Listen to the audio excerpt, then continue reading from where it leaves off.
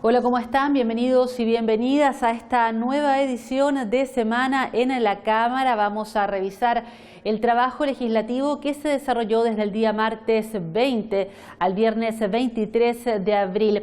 En la jornada del día martes, los parlamentarios analizaron 5 proyectos de ley, entre estos aquel que tiene que ver con la muerte digna y los cuidados paliativos, el que fue despachado al Senado. La Cámara despachó al Senado el proyecto de ley que regula el acceso de pacientes con enfermedades terminales a cuidados paliativos y en casos justificados y debidamente acreditados a solicitar lo que se ha denominado como una muerte digna. La propuesta establece que los prestadores de salud deberán otorgar como derecho para todo paciente que se encuentre en un estado terminal o con dolor severo de cualquier clase, incluso no oncológico, cuidados paliativos tendientes a disminuir los dolores propios de su enfermedad, a acompañar debidamente al paciente para que pueda sobrellevar su sufrimiento con dignidad y a recibir, si lo desea, atención espiritual conforme a su religión.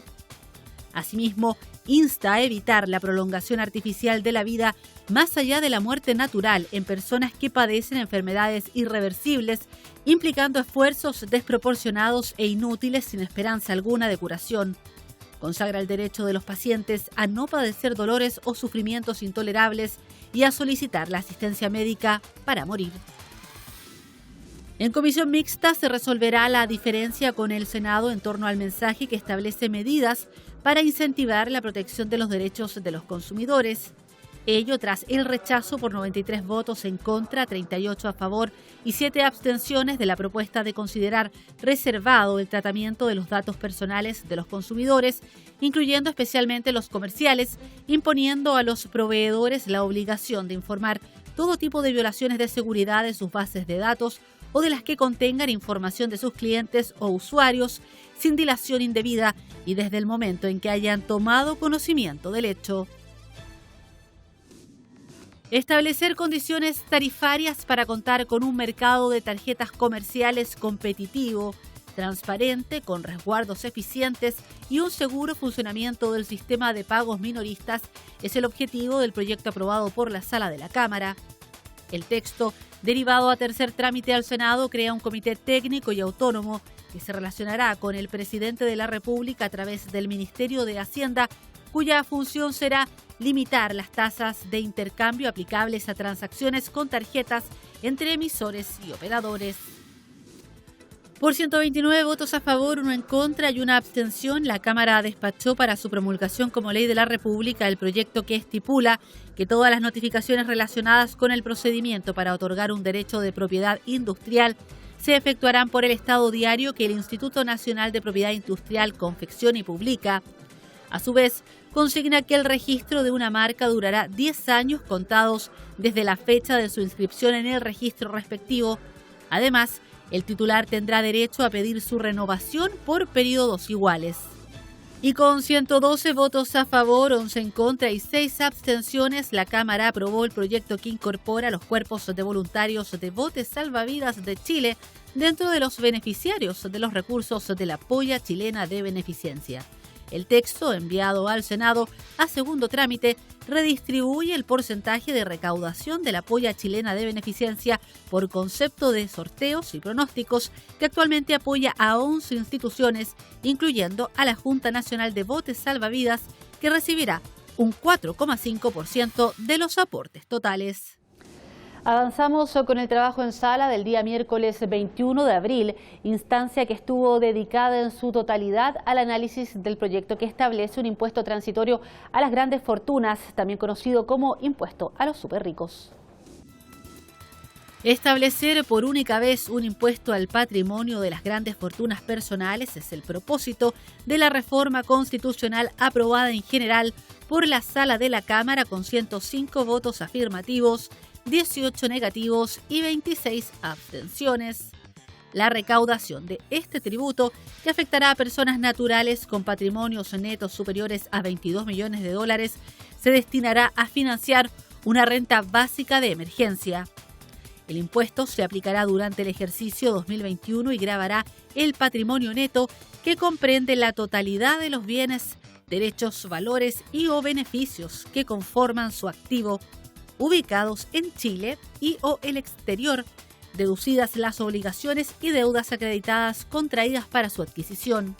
Por otro lado, se aumenta transitoriamente hasta un 30% la tasa del impuesto de primera categoría para megaempresas consideradas como las con ingresos brutos promedio percibidos o devengados superiores a 1 millón de UF en los 3 ejercicios anteriores a la fecha de publicación de esta reforma. Y el día jueves 22 de abril, la Sala debatió el proyecto que buscaba promover la participación estudiantil en el proceso constituyente. Otro de los proyectos que se debatieron durante ese día buscaba promover la atención preferente para adultos mayores y personas con discapacidad. Veamos qué ocurrió con estos proyectos. Por sumar solo 77 de 88 votos afirmativos necesarios, la Cámara rechazó la moción que disponía que los establecimientos educacionales reconocidos por el Estado debían incorporar dentro de sus planes de formación ciudadana acciones concretas que fomenten la participación, reflexión, debate e información de las y los estudiantes respecto al proceso constituyente en curso, tales como talleres, debates y cabildos de acuerdo al nivel educativo. Además, el texto, que registró 44 votos en contra y 18 abstenciones, indicaba que en el marco del apoyo del Mineduc a sostenedores y establecimientos educacionales podía poner a disposición del sistema escolar orientaciones, instructivos, lineamientos concretos y recursos educativos que fomenten la participación, reflexión, debate e información sobre el proceso constituyente. También al Senado irá el proyecto que señala que hasta el 30 de noviembre de este año las empresas proveedoras de servicios sanitarios, empresas y cooperativas de distribución de electricidad y las empresas de distribución de gas de red no podrán cortar el suministro por mora en el pago a personas, usuarios y establecimientos. Los beneficiarios de esta norma son usuarios residenciales o domiciliarios, hospitales y centros de salud, cárceles y recintos penitenciarios, hogares de menores en riesgo social, abandono o compromiso delictual, hogares y establecimientos de larga estadía de adultos mayores, bomberos, organizaciones sin fines de lucro y microempresas.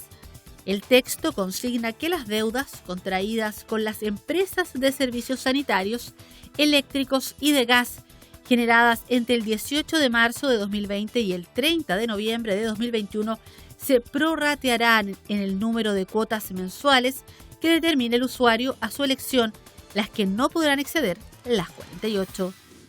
Otra propuesta legal que cumplirá su segundo trámite en el Senado es la que incluye entre los derechos y deberes básicos del consumidor el entregar a través de medios que promuevan el fácil acceso a personas adultas mayores y a las que tengan alguna discapacidad visual y auditiva los bienes y servicios ofrecidos, su precio, condiciones de contratación y otras características relevantes. La norma, ratificada con la unanimidad de 140 votos, también señala que las personas adultas mayores, personas con discapacidad, embarazadas y personas acompañadas de lactantes tendrán derecho a que se les otorgue una atención preferente por parte de proveedores de bienes y servicios en los locales de atención al público. Asimismo, precisa que los citados proveedores que mantengan locales físicos de atención al público con un aforo igual o superior a 10 personas deberán contar obligatoriamente con un sistema de atención preferencial para todas las personas mencionadas. Finalmente, tras sumar 127 votos afirmativos y 13 abstenciones, la Cámara despachó al Senado los acuerdos con las repúblicas de Armenia y Azerbaiyán que eximen del requisito de visa a los titulares de pasaportes diplomáticos oficiales y de servicio. Y la sala se reunió en la jornada de viernes 23 de abril para debatir las observaciones del Senado al proyecto de ley que permite un tercer retiro de los fondos de las AFP. Por 119 votos a favor, 17 en contra y 3 abstenciones, la sala de la Cámara de Diputadas y Diputados aprobó y despachó del Congreso Nacional el proyecto que permite a los afiliados del sistema privado de pensiones realizar un nuevo retiro de hasta el 10% de los fondos acumulados en su cuenta de capitalización individual de cotizaciones obligatorias. La reforma viene a agregar un nuevo artículo transitorio a la Constitución que especifica que para mitigar los efectos sociales derivados del estado de excepción constitucional de catástrofe por calamidad pública decretado a causa del COVID-19, se autoriza a los afiliados del sistema privado de pensiones de forma voluntaria y excepcional a realizar un nuevo retiro de hasta el 10% de los fondos acumulados en su cuenta de capitalización individual de cotizaciones obligatorias. El monto máximo de retiro será el equivalente a 150 UF y el mínimo de 35 UF. En el evento de que el 10% de los fondos acumulados sea inferior a las mencionadas 35 UF, el afiliado podrá retirar hasta dicho monto. En el caso de que los fondos acumulados en su cuenta de capitalización individual sean inferiores a 35 UF, el afiliado podrá retirar la totalidad de los fondos acumulados en dicha cuenta. Los fondos retirados se considerarán extraordinariamente intangibles para todo efecto legal y no serán objeto de retención, descuento, compensación legal o contractual, embargo o cualquier forma de afectación judicial o administrativa, ni podrá rebajarse del monto ya decretado de la compensación económica en el juicio de divorcio. También se establece que los fondos retirados no constituirán renta o remuneración para ningún efecto legal y en consecuencia serán pagados en forma íntegra y no estarán afectos a comisiones o descuento alguno por parte de las administradoras de fondos de pensiones.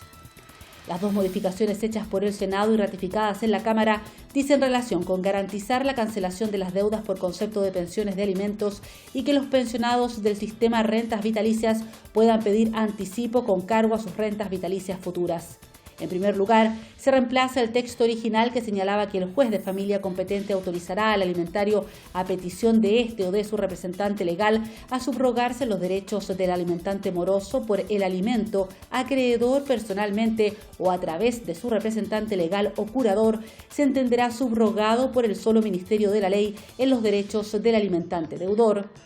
Respecto del segundo punto, se establece que a partir de la publicación en el Diario Oficial de esta reforma y hasta los 365 días siguientes, los pensionados o sus beneficiarios por renta vitalicia podrán por una sola vez y de forma voluntaria adelantar el pago de sus rentas vitalicias hasta por un monto equivalente al 10% del valor correspondiente a la reserva técnica que mantenga el pensionado en la respectiva compañía de seguros para cubrir el pago de sus pensiones con un tope máximo de 150 unidades de fomento. Llegamos al final de esta edición de Semana en la Cámara, donde, como es habitual, conociste el trabajo legislativo de los parlamentarios y parlamentarias en la sala de la Corporación desde los días 20 al 23 de abril. Nosotros, como siempre, te invitamos a encontrarnos en los próximos días para que conozcas junto a nosotros el desarrollo de los proyectos legislativos acá en la sala de la Cámara de Diputadas y Diputados. Nos encontramos en una nueva edición.